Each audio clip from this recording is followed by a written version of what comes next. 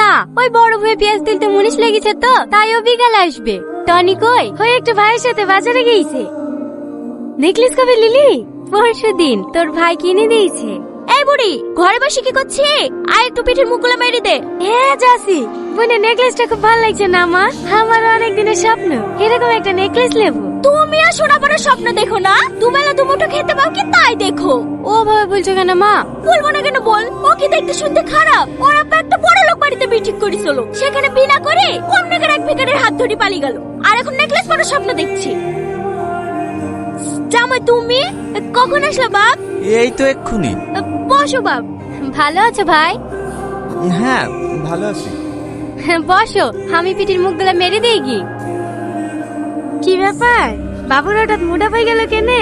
সালমা, তুমি আমাকে বিয়ে করে খুব ভুল করেছো তাই না? কি উল্টো পাল্টা বলছো? তোমার আবার কি হলো? কিছু না, এমনি।